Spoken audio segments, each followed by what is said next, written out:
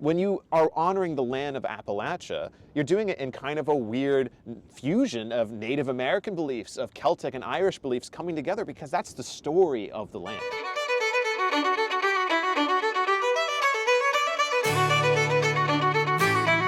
Welcome back to this journey across ancient Ireland, often called the heart of Celtic culture. But what does this word Celtic even mean? Is it a style of music, a religion, or a basketball team? Or, as we will be exploring today, is it even a good word to describe things? Just a reminder to subscribe to this channel for all upcoming videos which will take us through the countryside and lead us all the way back to one of the largest fire festivals in the world at the Hill of Ishnach. But today, join Kevin and myself as we sit down with a backdrop of the beautiful mountains of southwestern Ireland to discuss this term Celtic and what it really means. Hello and welcome to day 3 of our travel across to Ireland. Today we're going to just kind of have a conversation. This was kind of supposed to be a little bit of our off day. So we don't really have a site-specific video for you. However, we have this beautiful view. So this is Dunlow, the Gap of Dunlow. Just a beautiful scenic area here. Honestly, one of my favorite areas of Ireland so far. Yeah, and if you're traveling here, it's in County Kerry, yeah, southwest. And there is a few important sites here that we saw, like the Paps of Danu, Yes. correct? Yeah. So the Paps of Danu is a mountain range, obviously, that was here before the Gaelic influence came and named the sites the Paps of Danu, which, if you don't know, the Paps literally mean the breasts, the boobs of Danu. Yeah. And this is a common feature in landscapes, even all the way up into Scotland, where I saw something, I forget the actual name, it was just like the Pap, yeah. Which is literally, it's just a Gaelic way of describing the land. And this is something that Kate was telling me when it came to the Gaelic language, is describing the landscape with body parts is actually very common. Yeah, the anthropomorphic connection with the landscape is definitely brings that spirituality to a forefront. Yeah, because it humanizes it, gives it these human features. So today's topic actually is going to be on the word Celtic and Irish and Gaelic, and why the term Celtic in general is a bad word. And not in the sense of like, shh, don't say it. But it's just not the best word to describe what we understand as what is under the umbrella term of Celtic. Right, well, I'd say Celtic is a good term and a bad term, both. Why would you say that? I'd say because most people, when you say Celtic, you think of Ireland and Scotland, which is true. This is Celtic area, but the Celtic world includes France, Spain, Austria, Germany, all the way, Italy, all the way over to Czechia. Yeah. Well, basically anywhere the Danube flows. Right. Yeah, because like the Paps of Danu. Right. Danu is the main mother goddess of the Gaelic tradition of Irish mythology, and Danu is the Danube River. Yes. And the deification of rivers is something that is attributed to the Celtic people. Yeah.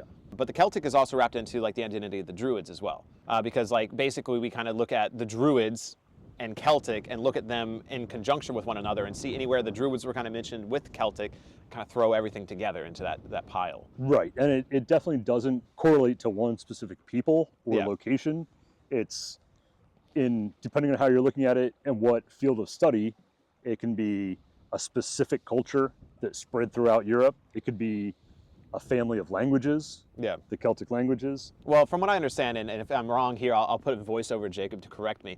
From what I understand, the Celtic, what we call things that are Celtic, is based on language, but mostly from archaeology. Yes. Because a lot of the artifacts that you find, and I've seen these for myself, the artifacts you can find in southern Germany are very similar to the artifacts you can find in Scotland, because they were from very similar cultures, even if they were from very different areas of the world. Right, I mean, from the archaeological perspective, there's the Hallstatt culture is the beginning of like the Celtic identity, and then there's the Latin culture of artifacts. I mean, the range I've actually seen different ranges for what is the Celtic era. I've seen going back 3,000 years, but I see some people only say it's like the Iron Age.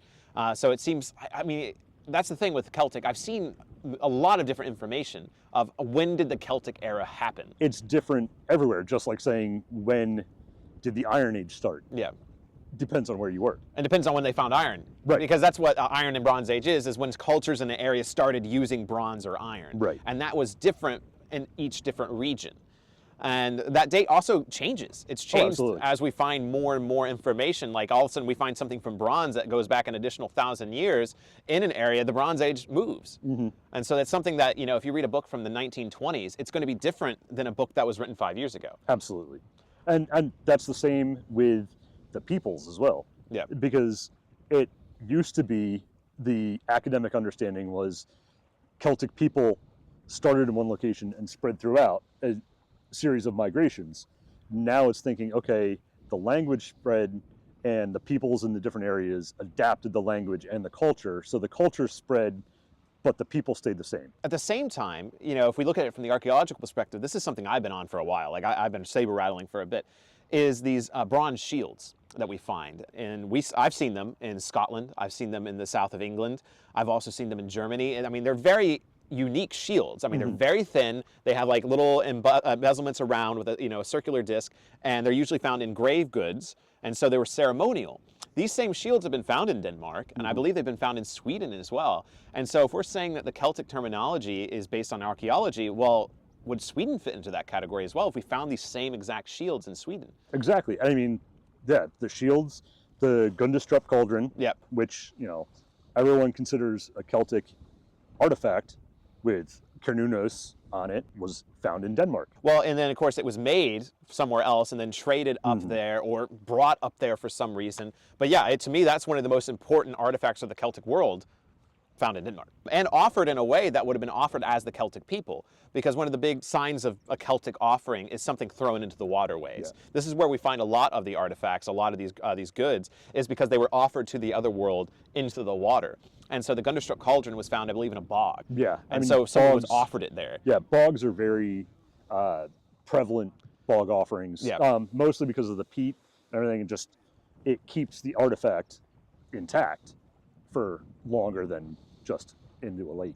At the end of the day, we're stretching our abilities as just everyday people. You know, Kevin and I are not scholars here. We're just people that have done research because we're interested in the Celtic world. I'm personally, my interests mostly lie in Scotland. I know yours as well, but you've been into the Gaelic world for longer, more research. And the reason I wanted to make this segment and to share with you is because we're talking to everyday people. Right. We're not talking to scholars most of the time. We're sharing information on the internet with people who are just interested in the Celtic world, and it's really confusing. Yeah. And I think a good thing to start talking about here, especially for people interested in the paganism side and to the spiritual side, is when we're talking about Celtic paganism, what we're really talking about is Irish paganism. Yes. There's the Norse pantheon that everyone understands as the Aesir and the Vanir. There's no one Celtic pantheon. Yeah. Because the pantheons, one, were very localized gods and deities and goddesses to the landscape and to a specific valley, a specific stream. More than likely, there was a goddess of this valley. Right. More than likely. Yeah. Classical writings on the Celts were from the Greeks and the Romans. Yeah. When they met them in Italy and Austria and France, what's now France, Gaul, definitely different gods and goddesses than here in Ireland. The Romans were writing about gods and goddesses of the Gaelic world down in Gaul. And then the Irish gods that we know now were recorded much later, like 1,000 years later, where these gods were recorded down by the Christian monks and the scholars recording about Ireland. And so a lot of the deities that people know and come into Celtic paganism, they're like, oh, I'm going to worship the Morrigan, I'm going to worship the Dagda, I'm going to worship, Lu. These kind of gods were recorded so much further after the Romans were writing. Mostly because here in the Isles, England, Scotland, and Ireland, and Wales, there wasn't the extant writings of the people. So it's all based off of writings from other cultures making contact with them. I know I kind of made this determination in my Celtic versus Nordic video, but when looking at the written source material and then how large the area that is Celtic, that's where it gets really, really vast and confusing. Is you can be talking about Celtic, which is also German instead to some degree, but then you're talking about the gods of the Irish 2,000-3,000 miles away, or 2,000 miles away, something like that. And that's just like a huge area of knowledge that we're talking about. It's almost all of Europe. Yes. Yeah, I've said, you could say Celtic paganism, and that you might as well just say European paganism. Yeah. Because that's as broad as Celtic world is. And so I think that's one of the big things I wanted to do with this video series on Ireland is, since Ireland is kind of the heart of modern Celtic paganism, in the sense of people worshiping things with the Irish mindset, despite calling themselves Celtic. That's why I wanted to make these videos, is to show people this is Ireland. That's Ireland right there. This is, you know, encompassing the spirit of Ireland. And this is what people are really going to be thinking about. But yeah, the term Celtic itself is so far spread. And it's just something to be cautious of, is maybe, should people, I mean, maybe this is a question for you, Kevin, which I haven't asked you, is should people call themselves Irish pagans rather than Celtic pagan if they're worshiping the gods of Ireland? I would say so. I consider myself like a Gaelic pagan. It's because the Gaelic world, it was a much more defined area and peoples. It was Ireland, Scotland, Wales. That's where my focus is. Right. Is mostly Ireland and Scotland. Yeah, and then of course, you know, speaking of Wales, the Welsh have their own mythology that has been recorded down, and they have their own unique language. Like Welsh is quite different from Gaelic and Gaelic, from what I understand. And it's very old language at the same time. And so they have their own written source material, they have their own legends, but they are also very similar to the legends of the Irish. Yeah, there are definitely connections between the Irish stories and the Welsh stories. And they all talk about each other too. Yes. Well, and then of course when we're talking about Scotland, even though Scotland does have its own unique history, most of our information about mythology still comes from the Gaelic.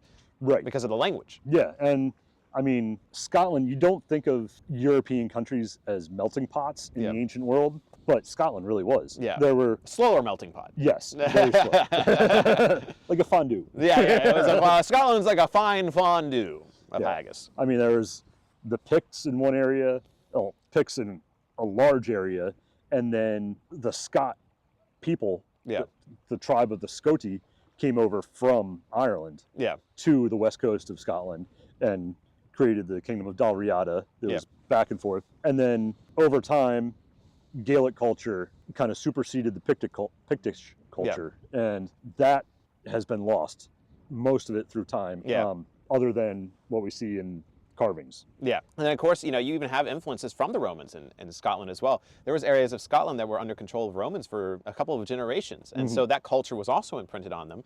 And then once Scotland was finally starting to figure out who it was, all of a sudden the Vikings started doing it. And so a lot, some people say, you know, like, oh, why would I be interested in Scotland if I'm into Norse stuff? Like, I think you should be, because a lot of Scotland has been heavily influenced by the Nordic settlers and the invaders. Oh, I mean, the Orkney Islands were under the rule of the Kingdom of Norway until the 14th century, I believe. Yeah, fairly long time. I mean, there's stories of, I thought this was interesting because we consider the Viking Age ending in the 11th century, but there were stories, I think it was in Largs, of Vikings invading in like the 12th and the 13th century. They were still saying the Vikings were invading. Just because the Norwegian people, the Scandinavian people converted to Christianity, they kept raiding, mostly Scotland and Ireland. And I mean, you look at all the old sagas from the Norse world, there's the Orkney Inga saga, which is the saga of Orkney in Scotland. So, I mean, and there's a lot of academic belief that Rollo... You mean from the Vikings TV show, Kevin? Exactly. And the father of the Normans, and, you know, in Normandy in France, he was born in Orkney. Celtic is also a good word to describe it because so many people associate Celtic with Ireland. Yeah. So it's an instantly recognizable term.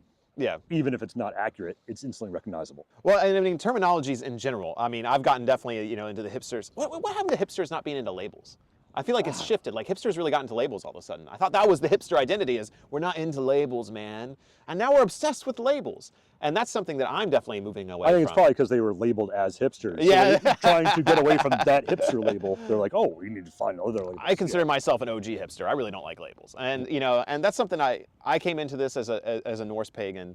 And while I still worship the Norse gods, and honestly, being in Ireland, I'm not sitting here like, oh, I feel Danu.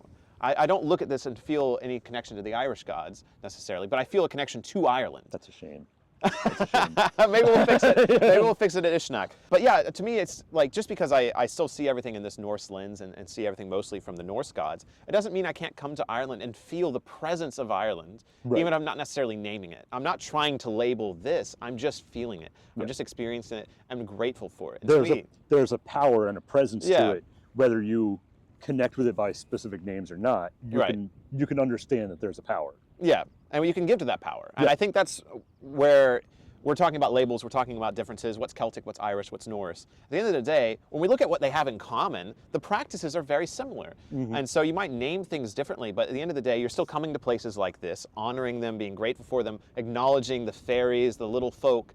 I mean, that's something that's in the Norse as well, in the Germanic and the Icelandic. I mean, shoot, the Icelandic people are still some of the most fierce defenders of the little hidden people. Yeah, I mean, it's 60% of Iceland in a recent survey believed in the hidden folk. Yeah. Yeah, the whole folk, yeah.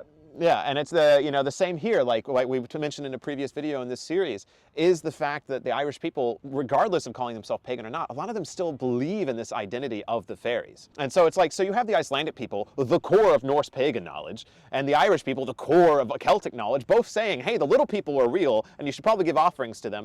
To me, that shares like, I don't care if you're Norse, Celtic, whatever. Give to the little people. Exactly. Yeah. and acknowledge the presence of nature. You know, looking at this, this is not all of Ireland. I wish it was. But coming to a place like this is why people fall in love with areas like this, is because they see the grandeur. This represents the gods so much. But the gods exist still in the fields. Oh, absolutely. Yeah. I mean, the other day when we were at the cave, far different landscape to here. Oh, yeah. It was just cows and rocks. Yeah, just rolling pastures and cows. And cows. Yeah. And then you have this. Right. And of course it's easier to sit here and be like, I feel the gods here. Like, of course it's easier. But, it's just different. The gods of the mountains are different than the gods of the fields. And whether you call this Skadi or Danu or whoever, at the end of the day, it's about acknowledging the mountains to me. At some point, talking to the Romans and into Germany, they said, well, this is a Celtic tribe. Right next to it was a Germanic tribe. All right. Even though their practices were identical. I mean, they have this tree, this rock they found sacred. What's the difference, really? Right. Well, and the people back then weren't labeling themselves that either. Calling something Celtic, Germanic, Norse, this is all something that we're doing now, or the Romans were doing. The Romans were giving these people labels. To them, that was just the tribe next door, the tribe over there. It wasn't necessarily like, well, we're a Germanic tribe, they're a Celtic tribe, we have issues. Right. It's like, no, that's just that tribe. It's always the perspective of outsiders trying to label something. Yeah. It's, the term Asatru, back in the day, that wasn't how they defined themselves. No. It was just, this is what we believe, this is the way of life. Then now it's like, well, now we have to term it Asatru. And it's just easier to explain if someone comes up to you and they ask, like, what do you believe in? We're raised in this world where you say, oh, I'm Christian, I'm Baptist, I'm Catholic. We've been doing that for 1,000 years. Is people come up, are you Protestant or Catholic? And we're in the prime land of, are you Protestant or Catholic? And that was just how people identified themselves, and that's ingrained in us. And so now in our modern era, as we're getting back to these pagan beliefs, we come up and we're like, well, what do you believe in? Are you Celtic or are you Norse? Oh, this tells me a lot about you if you're Celtic or Norse, Yeah, but we need to get away from that. And in all honesty, that's where I sit these days, is let's get away from that. That's not how our ancestors viewed themselves. We live in a more global world, and so this is kind of how we've kind of had to adjust. But I think the goal should be getting back to, like, I just believe in this. Yeah. I believe in life. And I believe, this life has a mythology to it, and the mythology of this land tells me about it, but it's not necessarily about the identity to that to me. Getting back to your question of what I consider Celtic, it's connecting, it's what land do you connect with? Yeah. And it's, granted, I haven't been to Scandinavia yet. I just connect with Scotland and Ireland. Yeah. As I have ancestors from both. I have ancestors from other places. Yeah. Do I consider myself a Gaulish pagan, even though I have a good bit of French blood in me? No. It's just, and land speaks to you too. I know so many people in Scotland that come there, and the land just speaks to them. Like they don't, they're from completely different countries, and they've just fallen in love with it. And I know that's the same with Ireland. Yeah. Sadly, I have to admit at this point, like even though Ireland's beautiful, Scotland still has me. It's just, and obviously I have Irish family. I mean, there's no way I don't that I don't have Irish family in me. But for some reason, the Scottish land just has such a presence to it, and I think that calls to so many people. The lands of Ireland and Scotland, in some aspects, very similar. I mean, this you could almost say they look very similar. This might as well be the Highlands. Yeah. And I mean, we're surrounded by gorse and sheep, but like it still feels different. It still feels different. And that's what makes spirituality real, is the fact that we can sit here and be like, this doesn't feel like Scotland, but it looks like Scotland. Yeah. Yeah, and then be in Scotland and be like, yeah, this feels like Scotland, and it looks the same. And I said, like, if I had to put a label on the difference, is Scotland feels more masculine, Ireland feels more feminine. Like the harsh terrain of the Highlands, just that raw power, and Yeah. and then here it's more gentle. And there's I more mean, life. Yeah, there's more life, and it's definitely powerful, Yeah. but it's a different kind of powerful. Yeah. I cried yesterday. Yeah. Yeah. Like I don't know if I've cried in Scotland. I've been maybe like a tear of like, it's beautiful. Yeah. But like I legitimately had an emotional. I remember our resonance. road trip. You cried a few times. I think I just said fuck a lot. Oh, this is beautiful. I just felt so drained of dopamine by the end. Ask that question to me, like, what is Celtic? I think it can be as simple as looking at this and be like, that. Yeah. Yeah. And that's it. That's all it needs to be. Yeah. But then you can also be in southern Germany and be like, it's that. Yeah. And it's so tied in with the language, the people, the culture, the music. Yeah. Yeah, it's just. Well, shoot, then we can get in, if we're getting into the music, this is when we get into the weird rabbit holes. All right. Is like, Irish trad music that is played in pubs and most people know, is the progenitor of bluegrass. Yeah. So is bluegrass music Celtic? Yeah. I would Yeah. say so. I mean, look at Is bourbon Celtic? the house of Technically. the House of Bourbon ruled France for a while. France is ancient Gaul, Celtic nation. There you go. Yeah. And bourbon is literally just a combination of Scotch and Irish people coming together and making new whiskey in Kentucky. Right. With the Yeah. ingredients and the water and Yeah. the local. Yeah, and the only thing that Things are like fine. arguably makes bourbon is like slightly different creation process, and then technically like Kentucky spring water or something Yeah. like that. But it's the same thing, like And there's, yeah, like no peat, obviously. Right, in yeah, yeah. Kentucky, so. yeah, that's what makes it different. But again, it's made by those people. Yeah. Yeah, this is hopefully you as the audience understand this is why just Celtic. It's just a single word, but it contains so much. Yeah. And it's hard just to be like it's one thing. It's many things. Yeah. I mean, you hear the term, and you instantly connect it with something. Yeah. But it's like an onion. You start to unravel. There's so many different Yeah. layers. I tell you, that's actually an interesting perspective, and definitely as the audience, listening to this video, we're not trying to give you definitive answers. We're sharing our opinions, sharing our experiences to help you develop this relationship with this identity of Celtic, or what this term Celtic means. Because now I'm thinking, now that I've said it, I'm going to go back to Kentucky and look at bourbon like this is a combination of Celtic ancestry made bourbon. I mean, yeah. That's actually a powerful thought. Look at the Appalachians and Yeah, pronunciation. Appalachia. Look at all the early European settlers to it. Yeah. Scots and Irish. Yeah. And they went there because they were connected to the land, Yeah. and then they brought their own customs, their music, Yeah. their drinking culture. It's connected to the old ways, but they made it their own. And it fused with the land. Yeah. Well, and I think that's one of the big things that, we've kind of talked about a little bit in this video, and we've talked about on the side as well, is this American paganism, European paganism, is, if you really just look at the story of Appalachia and the Scots-Irish coming in, settling in, bringing their beliefs and traditions and values, and that merged with the lands to create things like bourbon, to create things like bluegrass. And therefore the spirituality that's going to come from that land is going to be different as well, even though it has these roots in the Celtic world. Right. And so like, when you are honoring the land of Appalachia, you're doing it in kind of a weird fusion of Native American beliefs, of Celtic and Irish beliefs coming together, because that's the story of the land. Right. And if you read about the history of Appalachia and the connection between the Scots-Irish. It's not a pagan book at all, but I would recommend. It's called Born Fighting by former Senator Webb of Virginia. An absolutely beautiful look at how the Scots-Irish identity ingrained itself into the area, Yeah. and the people still kept that tradition, and it was morphed over time to an American Scots-Irish, but it's still Celtic. Yeah. Because something I was just thinking about as well, and this is something I've been reflecting on, is especially as pagans, especially in America, get into paganism, they start rejecting the church to an aggressive extent, and sometimes for reasons, for trauma reasons, but also because of just distaste. Like you're like, oh, like church has been pushing on me, shoving this down my throat for so long. But it is important to remember when we say Celtic, it doesn't just stop at conversion. No. The Celtic identity continued on. Yeah. It kept going. And the people that lived that, breathed that, lived as Christians for the last 1,000 years. last 1,500 years, Yeah. and continue to add to that identity of Celtic.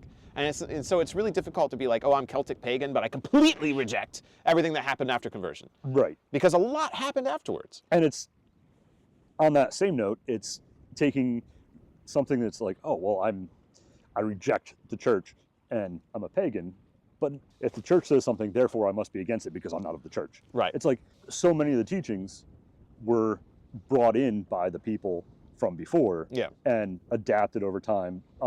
So simply because the Christian church believes something doesn't mean it's a Christian thing, and Well, therefore we must reject it. Yeah, and especially, I'm assuming we'll get through this in more of our videos as well, but as far as like when Irish people converted over, it was a little bit more subtle.